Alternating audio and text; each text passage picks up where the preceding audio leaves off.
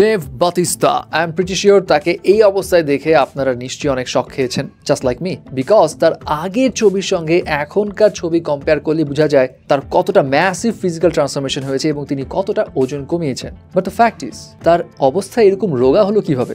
তিনি কি কোনো রোগে আক্রান্ত নাকি এর পিছনে অন্য কোনো কারণ আছে? সম্প্রতি টরন্টো ফিল্ম ফেস্টিভ্যালে দেব বাতিস্তাকে দেখে আসলেই সবাই চমকে যায় তার এই ট্রিম অ্যান্ড স্লিম ফিগার দেখে।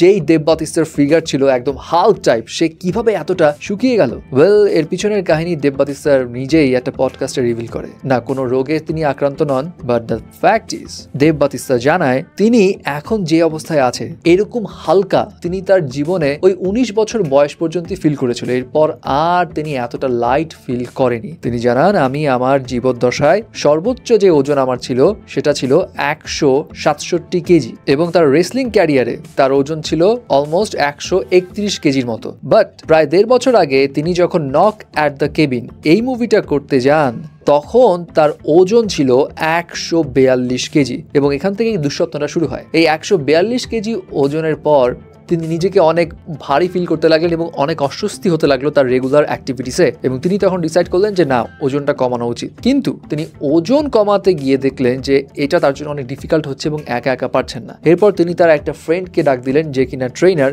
এবং সেই ফ্রেন্ডের থ্রো তিনি তার ওজনটা কমিয়েছেন। তবে দেব বাতিস্তা এটা জানায় বিষয়টা এমন নয় যে তিনি খুব বেশি হার্ডওয়ার্ক করতেন বা সারাক্ষণ জিমে থাকতেন, এমন নয়। তার ফ্রেন্ডের সঙ্গে তিনি সির্ফ মার্শাল আর্টস প্র্যাকটিস করতেন এবং এই মার্শাল আর্ট প্র্যাকটিস করতে করতে করতে করতে তিনি প্রায় 22.5 কেজি ওজন ঘটিয়েছেন। এছাড়া পার্টিকুলারলি তিনি তার এখন ডায়েটেও চেঞ্জ এনেছেন। তিনি তার ডায়েটে ভেজিটেবল বেসড খাবার বেশি অ্যাড রাখছেন মোর দ্যান প্রোটিন, এবং তিনি বলেন তার শরীরে আগে ফ্যাটের থেকে মাসেলের যে ওজনটা ছিল সেটা ছিল অনেক বেশি, বাট এখন সবকিছু ব্যালেন্স হতে আছে এবং তার কাছে মনে হয়েছে তার বয়স যেন সেই 30 বছর হয়ে গেছে এবং তিনি নিজেকে আরো ইয়াঙ্গার এবং আরো এনার্জেটিক ফিল করছেন। এবং তিনি এটাও বলেন তার এই ওয়েট লস করার পিছনে আরেকটা কারণ আছে। তার ভারী এই ওয়েটের কারণে তাকে সবসময় টাইপ কাস্ট টাইপ রোল দিতে হতো, যেমন guardian of the galaxy Drax রোলের মতো। তো তিনি চান না এরকম type cast Drax type role করতে এবং এই কারণে তিনি নিজেকে এইভাবে বদলিয়ে সামনে এনেছেন।